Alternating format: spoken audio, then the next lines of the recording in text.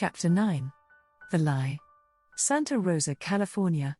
I was anguished on Jeremiah's behalf when I learned about Kaylee's story. His response was genuine amusement. He said, Lorenzo, in the final entry of his capitulo, wrote that he and Beatrice had the ultimate union, and that Horizon would be disappointing. Nothing in the life after this life could possibly surpass the time spent with his Kaylee in this waking world. Jeremiah recognized my confusion. He elaborated, one does not pity the birds of the air, that they have wings instead of hands, nor the fish of the sea that they have gills instead of lungs. Nor should you pity me for the extraordinary blessing I am given each day, to be with Kaylee. Nicodemus Luciano Zakarian, Capitulo 89. What is it, Melanie? Bethany asked her friend. You have been moping around for the last 4 months. What's wrong? I think Sebastian was going to ask me to marry him, she said. I thought so too. What happened? Bethany asked. Melanie had tears tracing down her face. I lied to him, she whispered. I couldn't force him to be childless. Her hand went to her abdomen. Melanie fell off her horse in a cross-country competition. She was uninjured by the fall, but her horse, Chastain, maddened by the pain of a broken leg, went berserk. His flailing hooves broke her nose and sank into her abdomen, resulting in internal injuries. Miraculously, the only permanent injury she sustained was a ruptured uterus. She ended up getting a hysterectomy. For Melanie, the loss of her beloved Chastain was far more disturbing than the loss of children she may never want. What lie did you tell him? Melanie was not good at lying. I told him I was a wild child and had an abortion that went bad when I was 17. Why would you tell such lies? I don't know. She frowned. It just came to me suddenly that the only way to chase him away was to lie to him. He believed me. I was sure he'd want to sleep with me afterwards, so I sent him away. Her friend's unhappiness was one of her own making. He didn't love you enough, then, Bethany pointed out crisply.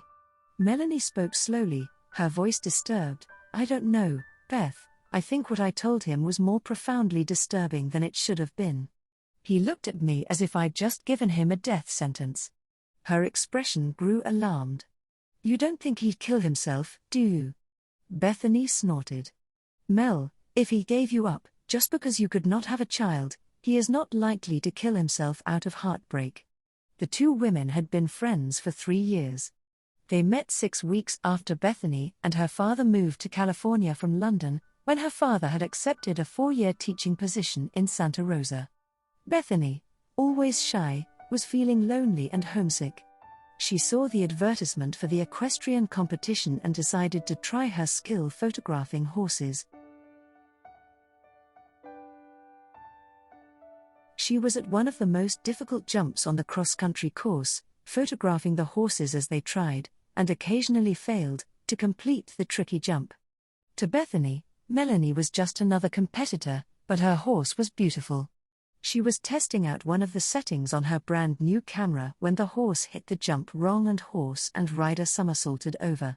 She watched in horror as the horse went berserk and the rider looked like she was fatally injured, with her face a bloody mess, hysterical, in agony, pleading with the course veterinarian to save her equine partner. It was only later, as Bethany developed the photographs, that she realized how comprehensive they were, recording the entire disaster. The memory of Melanie's screams decided her, and she sought her out. By the end of Melanie's 3-week hospitalization, the two girls were close friends, despite the 3-year disparity in their ages. Melanie began writing the background information necessary to turn the photographs into coffee table picture books, and the friendship between the two girls blossomed into a full-fledged partnership. Now that Bethany was nearly 20 and Melanie was 23, they had 5 books to their credit. Somehow Melanie was always finding book deals for them through her wealthy contacts. Bethany received a request to do a more substantial book. Dear Bethany Danielson, your talent as a photojournalist has come to our attention and we would like to offer you and Miss Melanie Andrews a year-long commission. If you choose to accept it, you and Miss Andrews will be provided with transportation to and from Estolia. In addition, All other needs you have will be met. You and your partner will occupy a guest suite in the palace. We have a fine stable of gifted warm bloods from which your partner could select a mount to hone her riding skills. You may tell her that one of the horses of Estolian breeding could be her bonus at the end of the year, including transport back to the United States. The events we wish you to document will take place over the course of an entire year. Please call the phone number below as soon as you receive this letter and before you speak about it with Miss Andrews. Reverse the charges so that the phone call itself is not a financial burden. I will share with you more of the details at that time. Yours faithfully, Xavier Archimedes Zakarian, Keeper of the Soul of Estolia. The phone conversation was enlightening. Xavier Zakarian explained that, while the job offer itself was valid, he had considered her for the job because of Melanie's relationship with Sebastian. I do not know, Miss Danielson, if Miss Andrews will patch up her relationship with my nephew Sebastian, or if there is no future in it. But I believe if you get your friend Melanie here to Estolia, then she and Sebastian will have the chance to iron out their difficulties and discover if they are perfectly suited, the one to the other. If you wish to help your friend out, you should convince her to accompany you on this commission. However, she is likely to refuse if she knows you are heading for Sebastian's home. They spoke for some time. By the time she hung up, she knew she was going to convince her friend to go with her on this assignment. Beth. Melanie's voice cut through her thoughts. Her expression was still unhappy. What did you need to see me about? I am sorry, Mel, I was just thinking about a job offer I got. It's a year-long assignment to create 2 books.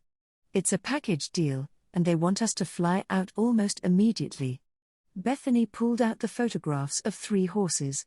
The client will fly us in their private aeroplane. We will stay in a medieval palace. He is, apparently, one of the breeders of. She paused dramatically, and Estolians. The 2 loves of Melanie's life were Sebastian Zakarian and horses. She had captured her friend's interest. You will be able to ride all of these 3 horses, Bethany added, and you will be able to select one as your bonus at the end of the assignment. With Melanie's eyes on the photograph, tracing the lines of the nearest horse, her question was almost asked in a trance, when do we leave?